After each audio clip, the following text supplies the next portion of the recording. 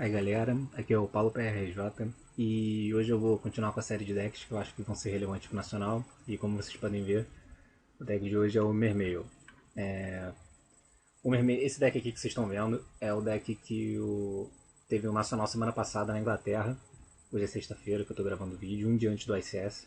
Por isso que eu decidi fazer o Mermail, porque decks que eu acho que vão ser bons no ICS, que usam as cartas novas, eu vou esperar o ICS passar para poder ver os decklists e poder trazer uma decklist mais consistente, melhor, que vá bem no torneio.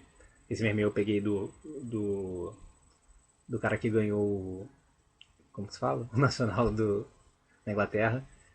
Eu não concordo com um monte de coisa que tá nesse deck, mas assim, eu não tô aqui pra discutir a decklist em si, mas pra falar os prós e os contras, assim como eu fiz nos outros vídeos, os prós e os contras do Mermail no formato atual. Não só no formato atual, mas como um todo. O, o primeiro ponto que eu acho do Mermail que é muito bom é que o deck é muito, muito consistente. Então, quando eu digo consistente, ele consegue fazer o que ele consegue fazer o que ele tem que fazer quase sempre. É muito difícil você não conseguir fazer as suas jogadas. A não ser que você esteja jogando contra um deck que tenha muito hate contra o seu deck, tipo um deck que já use o cara consegue fazer dueler muito cedo, e até por isso que tem 2 Breakthrough Skill no deck do cara. Ou isso no Game 1. O deck ele consegue fazer, porque tipo, tem a esfera que pega o Pyke, que pega o Undyne, tem o próprio Undyne, tem o Pyke, que tem o Teus que pega o Pyke, tem a Lind que pega todo mundo. Então o deck ele consegue fazer o que você tem que fazer, que geralmente é um Pyke pegando um Undyne, ou um Pyke descartando o Gund. E todas essas cartas que eu citei são todas buscáveis por elas mesmas, é meio que um ciclo. Então o deck ele é muito, muito consistente. Você consegue, na maioria das vezes, fazer o que você precisa fazer. E a esfera ajuda muito nisso também. Ele é tão consistente que as pessoas conseguem jogar com mais de 40 cartas sem ter problema. Como vocês podem ter visto, teve um nacional, eu não sei se vocês chegaram a ver, mas vários regionais nos Estados Unidos nas últimas semanas. Além do nacional da Austrália, o ICS que teve em Paris, mas já não tinha Soul Charge, mas enfim. Todos esses torneios, a maioria dos mermeios que foram usados, usavam mais de 40 cartas. Por isso que eu tô falando, o deck é tão consistente que ele não precisa usar o mínimo de cartas possíveis para poder fazer o principal dele. Ele pode usar 40, 45, até 47 eu vi. Teve uma época aí, uns anos atrás, que o Mermail, o cara ganhou o ICS com 53 cartas no Mermail. Assim, umas paradas absurdas. De tão consistente que o deck é. Tudo bem que na época tinha 3 dragões, então era mais tranquilo, mas de qualquer forma. Isso é muita coisa. E isso é uma coisa muito legal. Não o fato de usar mais de 40 cartas, eu nem sei se eu concordo muito com isso, eu não parei pra pensar sobre isso. Mas o fato dele ser tão consistente a ponto das pessoas conseguirem usar mais de 40 e continuarem tendo bons resultados mostra o quão consistente o deck é. É esse o ponto que eu quero chegar. Outra coisa que vocês podem perceber, o deck é muito versátil. Ele tem vários caminhos que pode seguir e aparentemente o cara que usou aqui na Inglaterra resolveu seguir todos ao mesmo tempo. Porque o deck do cara é muito bizarro, porque ele fez um deck e botou todas as stats de Mermail possíveis no mesmo deck. O cara botou um Mako Spirit, um Dyne, um Controller, um Dragon Ice, um Archer, uma Hilde, uma Osha, um Rolling Glass e uma Diva. Geralmente as pessoas usam, sei lá, 3, 4 de todas essas. Ele resolveu e usou todas. O que é bizarro. Mas deu certo, o cara ganhou o Nacional da Inglaterra. Isso mostra o quão versátil o deck é. E realmente, para as pessoas que provavelmente jogaram contra ele no torneio, toda vez que o cara fazia uma jogada, o cara não tinha muito o que esperar o que acontecer, porque poderia acontecer absolutamente qualquer coisa, porque todas essas cartas são buscáveis de alguma forma. Acho que a Aqua Spirit, todas as outras cartas que eu falei são buscáveis por alguém. O Undyne joga ele, o Lavaval também, o Undyne joga isso, que são coisas boas de estarem no cemitério. O Dragões busca isso e isso, o Teus e o outro menino, qual é o nome dele? Pipe. Busca a Osha. Então, e a Hilde tem o combo no início do jogo. Então, o deck ele fica muito versátil. O cara, obviamente, ele está sacrificando consistência do deck, porque, claro, se você comprar uma mão de Hilde Tour de Mulling Glacier, qual é essa carta? Salvage, sei lá, uma outra carta horrível, Maxi, você vai ficar muito triste e você não vai se arrepender de ter feito isso. Porém, se ele comprar qualquer mão que contenha Pyke, qual é o nome? Pyke, Teus, Lind e Esfera ou Undyne, que são geralmente as cartas que dão início ao jogo. Eu não tô nem contando o Dragoon porque ele é um one-off, e não é buscável, assim, buscável, mas todas as cartas dão início no seu jogo. E o fato delas darem início no seu jogo já fazem as outras cartas que seriam ruins caso vocês comprassem elas juntas, vivas. O que é uma coisa muito boa. E eu acho isso muito maneiro no Mermail. Uma outra coisa que eu acho que é o outro ponto que o deck de Mermail é legal é que ele faz duas coisas que são muito importantes no Yu-Gi-Oh!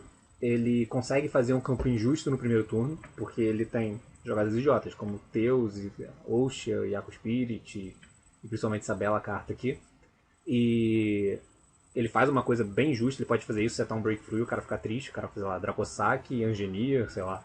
Tem vários combos malucos que o deck dá pra fazer, principalmente um deck desse cara que usa todas as cartas do jogo. Então, eu nem tenho. Eu não sei nem como. Cara, assim, ele usa tanta carta diferente nesse deck que eu não tenho nem ideia de tipo, quais são os combos que ele pode fazer. Porque geralmente você vê, o deck tem Tours de Gun e Aqua Spirit. O cara vai Junk 4. Mas não, o cara tem todas as cartas, o cara pode fazer qualquer coisa. O que é. Eu queria ver um deck desse jogando alguma hora só pra, sei lá, saber o que é capaz de fazer no primeiro turno. Porque tem Yield, tem Usha, tem tudo, é meio estranho. E isso é uma coisa muito boa no Yu-Gi-Oh! Que eu tava falando, que era de você conseguir fazer um campo injusto. E outra coisa boa é que o Mermail ele consegue responder a campos já estabelecidos. Principalmente com essa inclusão do... Não usava antes aquele deck que o Robon usava, que era um deck mais turbo, né? Que usava Upstart, Reckless, e era uma coisa mais combo. E aqui é uma coisa mais... É um pouco menos combo e mais controle, porque ele usa cartas que simplificam o jogo e tenta reter essa vantagem através do Pyke. Por exemplo, se você faz um Pyke e descarta um Infantry e, sei lá, busca um Undyne, você fez um mais um, né? Você matou uma carta do cara e você continuou com o mesmo número de cartas que você tinha. Você tinha um Pyke e um Infantry, você continuou com um Pyke e um Undyne, mas uma carta do cara morreu. Então você fez uma vantagem. A questão é que o Pyke é meio que uma vantagem virtual, né? Porque, assim, é uma carta, mas ela é muito fácil de morrer. Então você tem que tentar transformar essa carta em vantagem de alguma forma, sendo fazendo algum Exceed que faça alguma coisa, esse tipo de coisa. E a inclusão de cartas como o Infantry, o Maximus já tinha, mas o Infantry e principalmente o Soul Charge também, principalmente o Soul Charge eu acho, fazem que o deck tenha resposta para campos estabelecidos também, porque o Absteus, ele, como ele é special, não é como se, por exemplo, um exemplo bom de dar é você tá jogando de Firefish formato passado e você pega um, sei lá, um Hierarchy, que faz lá Toon Dracossack no primeiro turno. Você tá de Firefish, você tá desesperado quando isso acontece. Porque a melhor coisa possível que você pode fazer, assim, tirando o Tet, tirando essas coisas, sei lá, eu não vou contar Dark Hole, tô falando assim, com as cartas de Firefish normal. Fazer um Bear, vai matar um deles, vai sobrar o outro e fudeu. Então, o Mermail não é tão assim. Se você com Teus, só imagina, no mesmo campo. Um Teus com qualquer água, se você conseguir resolver tudo, você faz Teus, descarta qualquer água idiota. Não precisa nem fazer efeito, mas qualquer água. Sei lá, vai, descarta Mulling Glass. Aí você pega a Lind, explode no coisa, pega o Megalo, bate no amiguinho, faz Big Eye. Entendeu? Isso, você consegue, que com poucas cartas, conseguir resolver campos que normalmente alguns decks não conseguem resolver. E isso é um ponto muito positivo do deck.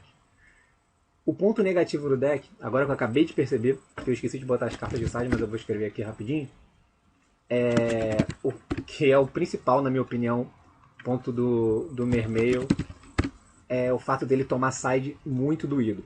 Tem muitas cartas que são as cartas que eu até comentei no outro vídeo, que são as chamadas Floodgate, que elas doem demais. Por exemplo, essas três cartas, tem mais, eu vou botar só essas três que eu esqueci de botar antes de começar o vídeo.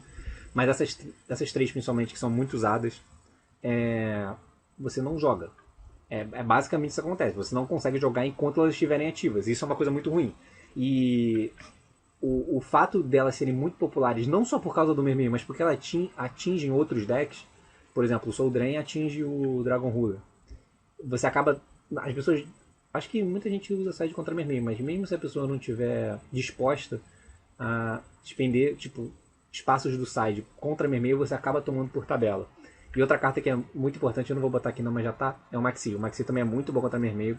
Nem sempre você consegue parar uma jogada, principalmente se você estiver sendo obrigado a responder algum campo. O cara já tá com o campo formado, aí você é obrigado a fazer, sei lá, um Teus Gund, aí você toma Maxi, dói. E você meio que é obrigado a continuar, porque é difícil você parar naquela situação. E é ruim, é chato. Então acho que principal, eu acho o Mermeio um deck muito, muito bom. O principal motivo que pode fazer você aí que tá pensando qual deck você vai jogar no Nacional não jogar de Mermeio é o quão difícil vai ser para ganhar os Game 2 e Game 3 quando a chuva de side entrar. E aí você, obviamente, vai ter que ter mais, por exemplo, o cara aqui já usava 2 mission, mas você vai ter que ter mais outros tipos de respostas. Pra isso não. Você não simplesmente o cara tiver uma carta dessa e você perder o jogo.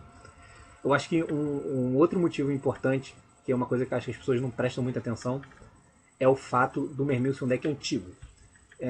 O que eu quero dizer com isso é que o fato dele ser antigo, o Mermil eu acho que é o deck do metagame atual, que continua sendo relevante, que tá aí mudando várias formas diferentes, mas que tá no metagame há mais tempo. Eu acho que o Mermil entrou no metagame em 2012, então já são quase 2 anos de Mermeio. Eu acho que ele entrou no segundo semestre de 2012, então já.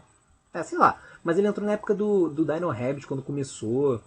Na época do Insector Mermeio. No Insector e Dino Rabbit. Foi a época que o Mermeio saiu. Que usava até um Dino só na época, não tinha Tidal, não tinha nada disso. E todos esses formatos o Mermeio vem se mantendo, ele vem mudando, ele já tomou lista 2 vezes e tá aí ainda, sabe? É um deck muito resiliente. O problema disso é que as pessoas estão muito. Apesar do jeito de jogar ter mudado um pouco, com certeza, mas meio que, entre aspas, o coração do deck é o mesmo, né? Tipo, o Pyke, o Teus, a Lind, a Esfera. Então as pessoas elas estão bem acostumadas a jogar contra Mermeio. É difícil você chegar num torneio jogando de Mermeio e o cara ficar muito surpreendido com o que você vai fazer, principalmente se for algum jogador que joga há bastante tempo. E isso eu acho que isso é um problema. É muito mais jogo você, por exemplo, jogar um torneio com um deck que ninguém nunca jogou contra e o cara não tem ideia do que ele está fazendo, do que você jogar contra um cara e o cara já ter jogado várias vezes contra Mermeio, que é o que provavelmente aconteceu. Principalmente se é um cara que estiver competindo no Nacional, um cara que provavelmente está jogando o circuito de torneios aí pelo Brasil. E ele vai estar muito acostumado contra você. Você não tem o fator surpresa contra esse tipo de oponente. E isso é uma coisa ruim. Eu acho que é mais ou menos isso. Eu falei a maioria das coisas, eu tinha esquecido de botar mais cartas contra o Mermeio, mas essas aqui eu acho que são as principais, são usadas. Decru também é bom, Debunk, eu tô lembrando aqui agora. Mas eu acho que essas são as principais, porque essas aqui são as Floodgates, você simplesmente não joga. Se você toma um Debunk, você ainda joga o jogo. Agora, quando o cara tiver um Macrocosmo de Dimensão Fissura, você não faz mais nada.